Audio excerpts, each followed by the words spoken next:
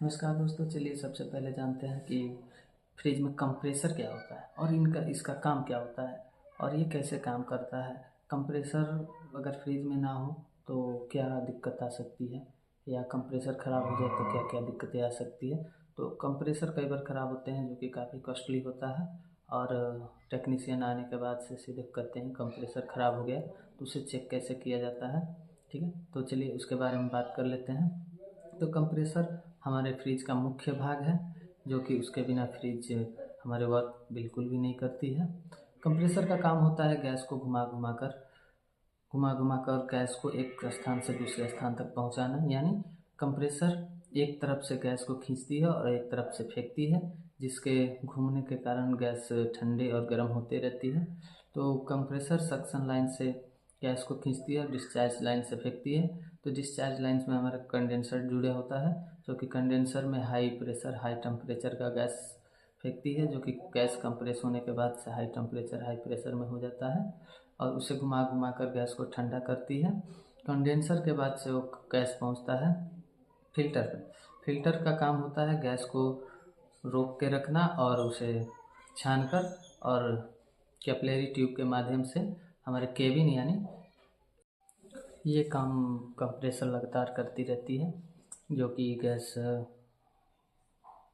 Operator के अंदर यानी केबिन के अंदर जब लो टेम्परेचर लो प्रेशर में गैस पहुंचती है तो लिक्विड में बदल जाती है। लिक्विड में बदलने के कारण गैस हमारी बिल्कुल ठंडी होती है और वहाँ ठंडा का प्रभाव छोड़ देती है, जिससे हमारे रखे फ्रिज के अंदर सामान ठंडे होने लगती है और फिर उसमें से गैस निकल के सीधा कंप्रेसर में जाती है। यही प्रक्रिया बार बार होने के कारण फ्रिज में ठंडा होते रहता है और यही काम मुख्य काम कंप्रेसर का होता है। कंप्रेसर हमारे बंद होने पे फ्रिज में बिल्कुल भी ठंडक नहीं रहती है। हमारे फ्रिज के अंदर लाइट रहता है, बल्ब जलता है, बट ठंडा नहीं करता है।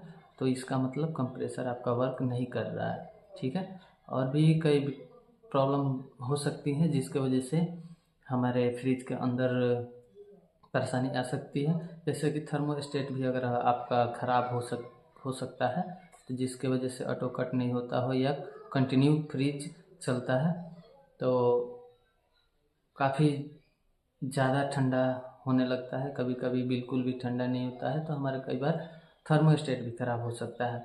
ये कई बार से हमारा OLP भी ओवरलोड बार बार हो जाता होगा, तो इसके वजह से भी हमारा कंप्रेसर नहीं चलता है, जिसके वजह से ठंडा प्रदान नहीं होता है। और तो उसको भी चेक कर लेना चाहिए। कई बार से हमारा कैपेसिटर वीक हो जाता है, जिसके वजह से हमें कूलिंग प्राप्त नहीं होती है, तो उसे भी चेक कर लेना चाहिए। कई बार से हमारा रिले भी शॉर्ट हो जाता है, जिसके वजह से हमारे फ्रिज कंप्रेसर नहीं चल पाता है, तो उसे भी चेक कर लेना चाहिए। ठीक है, ये सारी चीज़ें हमारे कंप्रेसर से रिलेटेड यानी उसी के साथ लगी होती है। हमारा कंप्रेसर कहाँ लगा होता है फ्रिज के, फ्रिज जैसे ये आप देख रहे हैं, फ्रिज इसके जस्ट पीछे के साइड में नीचे के साइड में एक छोटा सा गोल आकार का डूम बना होता है, वही कंप्रेसर होता है। ठीक है, तो वही कई बार से उसके सहायक पार्ट होते हैं, जैसे अपने कैपिलरी OLP रिले और ये थर्मोस्टेट हमारा यहाँ लगा होता है।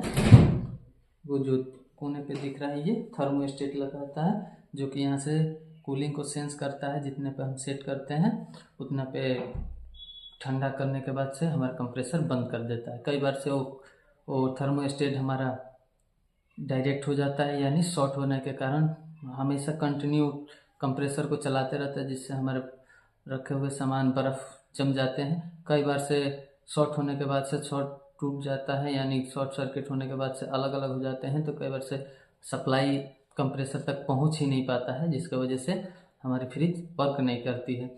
तो कई बार कई प्रॉब्लम हो सकते हैं कूलिंग ना होने के, तो आप इसको बारी बारी से चेक कर लें, आपकी समस्या समाधान हो जाएगी। तो आपको आशा होगा कि समझ गए होंगे कि कंप्रेसर क्या क्या काम होता है फ्रिज के अंदर और वो कहाँ लगे होते हैं।